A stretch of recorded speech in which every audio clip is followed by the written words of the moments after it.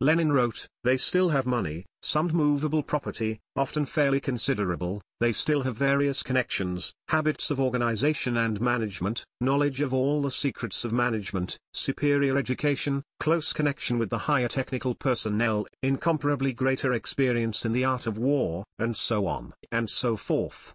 However, Lenin explained that the essence of the proletarian dictatorship does not lie in force alone. Lenin and Stalin teach us that the main and highest principle of a proletarian dictatorship is the alliance of the working class and the peasantry. In 1919, in a letter to the Hungarian workers who had set up Soviet power, Lenin wrote, "But the essence of the proletarian dictatorship does not lie in force alone, or even mainly in force. Its quintessence is the organization and discipline of the advanced detachment of the working people, of their vanguard, their sole leader, the proletariat, whose object is to build socialism, to abolish the division of society into classes, to make all members of society working people, to remove the basis for any kind of exploitation of man by man." In his works A Great Beginning and Economic and Politics in the Era of the Dictatorship of the Proletariat, etc., Lenin described in detail the following. He pointed out that to rally behind it the whole mass of peasantry and the petty bourgeoisie on the path of new economic construction, new social relations, to convince the small proprietors of the advantages of large-scale socialist economy and to achieve their voluntary participation on the socialist path of development, to do all this means to solve the most complicated, the most difficult task of the revolution. Here by coercion, by naked administration, by jerks alone you will not achieve anything, only you will spoil the cause. It is necessary to carry out long, tedious, painstaking, systematically organized political and mass work amongst the peasantry and the petty bourgeois strata in the town. It is necessary to render state assistance and support to the growing cooperative enterprises. It is necessary to display widely the advantages of these cooperative enterprises, to rally the peasantry for a fight against the kulaks and the bourgeoisie in general. It is impossible to do all this without the dictatorship of the proletariat. And it is precisely because of this that the dictatorship of the proletariat cannot but be a form of the alliance between the proletariat and the peasantry. The dictatorship of the proletariat, Lenin says, is a special form of class alliance between the proletariat, the vanguard of the toilers, and the numerous non-proletarian strata of toilers, the petty bourgeoisie, the small proprietors, the peasantry, the intelligentsia, etc. or the majority of these. It is an alliance against capital, an alliance aiming at the complete overthrow of capital, at the complete suppression of the resistance of the bourgeoisie and of any attempt on its part at restoration, an alliance aiming at the final establishment and consolidation of socialism. In respect of this, Lenin has emphasized the fact that alliance of the proletariat with the peasantry constitutes the dictatorship of the proletariat only when this alliance is directed against the bourgeoisie and capitalism. The leading role in this alliance belongs to the working class. In calling the alliance of the proletariat and the peasantry, the highest principle of the dictatorship of the proletariat, Lenin always considered this alliance to be a condition which ensured the preservation of the leading role to the proletariat and its utilization for the communist transformation of the peasantry. Like Marx, Lenin considered only the proletariat capable of playing a world historical role as the organizer and leader of all the toiling and exploited masses in the struggles for their liberation from the yoke of capital, and the proletarian dictatorship capable of ensuring the abolition of classes and the withering away of the state in a future communist society. Lenin's characterization of the mechanism of proletarian dictatorship is in complete accord with his teaching on the dictatorship of the proletariat as an instrument of communist education of the masses, as an apparatus designed not only for the suppression of the exploiters but also for drawing in all the workers in the work of administering the country, drawing them into socialist construction. In left-wing communism, an infantile disorder, Lenin gave a general picture of the mechanism of state power, a dictatorship exercised by the proletariat, organized in Soviets and led by the Bolsheviks. The party is thus the leading and guiding force in the dictatorship of the proletariat. But in order to accomplish this role, the party must enjoy the confidence of the working class and base itself on its support. In its work, the party relies upon the trade unions which constitute the transmission belts from the party to the mass of the working class. Thus, on the whole, we have a formally non-communist, flexible and relatively wide and very powerful proletarian apparatus by means of which the party is closely linked up with the class and with the masses, and by means of which, under the leadership of the party, the dictatorship of the class is exercised. In establishing the links of the party with the working class in matters of production, the trade unions still do not guarantee the fullness and the all-roundedness of the links of the party with both the working class itself and the whole mass of toilers amongst the population in general. It is, therefore, that in left-wing communism, an infantile disorder, Lenin mentions side by side with trade unions, such transmission belts as non-party workers and peasants' conferences, and in the main, the Soviets which embrace the working masses, irrespective of occupation. Such, concludes Lenin, is the general mechanism of the proletarian state power viewed from level above. FR0M The standpoint of the practical realization of the dictatorship. A few months later, in his speech to the Third Congress of the All-Russian Congress of the Russian Young Communist League, Lenin characterized the importance of the Komsomol in educating the youth in the spirit of communism and rallying it around the Bolshevik Party, in training young reserves. And soon after this, just before his death, in his article on cooperation, Lenin characterized cooperation as the high road to socialism, as a transmission belt linking the party with the millions of mass of workers and above all, the peasantry in economic matters, and through drawing the peasantry in the work of socialist construct. Comrade Stalin too based himself on these guiding directives of Lenin in his report to the 13th Congress of the RCP, in his work on the foundations of Leninism, and in the other works where he gave a completely classical characterization of the mechanism of the dictatorship of the proletariat.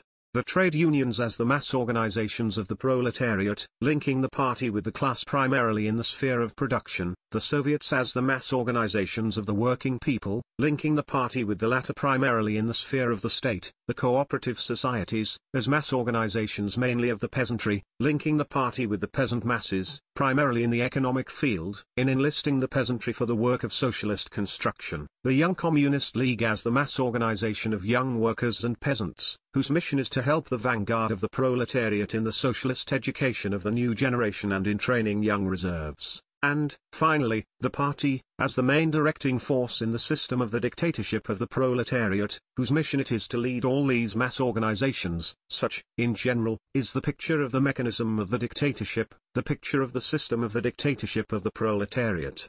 Lenin and Stalin pointed out that the whole mechanism of proletarian dictatorship depends upon the drawing in of the workers in the state and socialist construction and on their participation in the administration of the country. They persistently emphasized that the method of persuasion is the principal method in the work among the masses. In the course of the discussion on trade unions, Lenin exposed the worst enemy of Marxism, the traitor Trotsky. Lenin showed that Trotskyite attempts at falsifying Marxism concern in essence the question of the dictatorship of the proletariat, inasmuch as the question related to the methods of approach to the masses, of attracting the masses and of the ties with the masses. Lenin, Collected Works, Rus. ed., Moscow, Volume 26, p. 66. Comrade Stalin made devastating criticism of the attempts of the Trotskyite wreckers to substitute the method of naked force and command for the method of persuasion, explanation and leadership of the masses. Lenin and Stalin have taught us that Bolshevik methods of the leadership of the masses do not, of course, preclude elements of coercion. But they, elements bear a derivative and subordinate character. Lenin has taught us that it is necessary to first convince and then coerce. In developing this concept of Lenin, Comrade Stalin said, leadership is ensured by the method of persuading the masses, as the principal method by which the party influences the masses. This, however, does not preclude, but presupposes, the use of coercion, if such coercion is based the confidence and support of the majority of the working class for the party, if it is applied to the minority after the party has convinced the majority. Any other formulation of the problem which leads to converting coercion as the principal method by which to influence the masses is inimical to Bolshevism and disastrous to the party. In his time, the traitor Trotsky, the worst enemy of the Soviet people and of communism, to 0kt0 this path. In Yugoslavia, the nationalist clique of Tito, which is following in the footsteps of the traitor Trotsky and stands in the camp of the enemies of communism, has also taken to this path. The question of the leading role of the working class in the system of proletarian dictatorship has been remains the most acute question of the political struggle. It is precisely in relation to this question that a bitter struggle is being waged in the countries of people's democracy between the genuinely proletarian revolutionaries and the betrayers, the nationalist traitors. The Tito clique's betrayal of the cause of communism, of the cause of socialist internationalism is above all, combined with the fact that Tito and his clique do not recognize the leading role of working class, have dissolved the party of the working class in the National Front and do not recognize the leading role of the great Soviet Union. The mistakes made by Gomulka in the Polish Workers' Party have been on exactly similar lines. This proves that the question of the leading role of the working class on a world scale, the question of the leading role of the great Soviet Union and the victorious dictatorship of the proletariat in our country, is the root question of communist construction, the root question of the struggle for the ultimate triumph of communism. As a result of the victory of the Soviet Union over Hitlerite Germany, there has been a further deepening of the general crisis of imperialism, which has already lost its control over the countries of Eastern and Central Europe. The national liberation movement in the colonies is intensifying. The oppressed masses of the colonies do not wish to bear the of imperialism any longer. The victories of Chinese democracy, the events in Indonesia confirm the brilliant foresight of Comrade who wrote that the era of undisturbed exploitation and oppression of the colonies and dependent countries has passed away. The ability to distinguish the working class from the other strata of the toilers and to evaluate the course of historical development from its positions is the first condition which creates an impassable barrier between Marxism and Carthage socialism. To forget this principle leads inevitably to bourgeois objectivism. This is why in our political and theoretical work we must constantly bear in three guiding directives of the great leaders of the proletariat, Lenin and Stalin.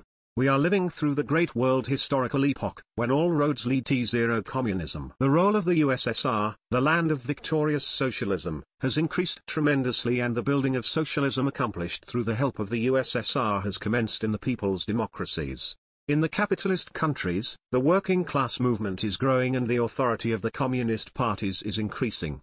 These forces of communism are emerging as the vanguard of the struggle for the general democratic demands of the popular masses, and are consolidating consistently and effectively the positions of socialism over capitalism. It is not the spontaneous development of the process of the decay of capitalism, but the tenacious struggle of the forces communism, led by the Soviet Union against the forces of reaction that will lead to the ultimate collapse of imperialism and the triumph of communism. It is only the leadership of the communists in the democratic camp which guarantees the victorious advance towards communism. The revolutionary workers' movement and the victorious dictatorship of the proletariat constitute the invincible forces of the present day. The aspirations and the hopes of all progressive men of the present epoch are bound up with this force. The future of the whole of mankind is linked to this force. Marxist-Leninist teachings on the world historical role of the working class, on the political leadership of the working class exhorts us the workers on the ideological front to defend the purity of the Marxist-Leninist world outlook, to introduce the principle of partisanship in politics and in ideology and always to express the interests of the working class and the party, to advance the cause of communist construction and to hold aloft the banner of Leninism.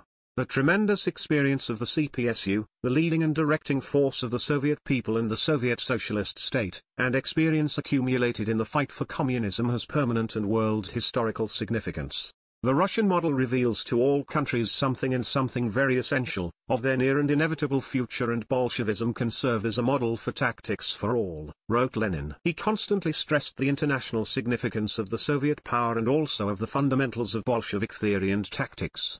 The Leninist-Stalinist teachings on the relationship between a revolutionary workers' party and the working class, the leading role of the working class in relation to all toilers, on its organization, its iron discipline which is the most important condition, guaranteeing the rallying and drawing in of all toilers in the socialist state, all this has exceptional significance for the people's democracies. The experience accumulated by the Soviet people and the Bolshevik Party in the struggle for communism has served and will continue to serve as an instructive example of leading significance for the communist parties and the workers of the people's democracies, and of the whole world. From Problems of Philosophy, No. 3, Moscow.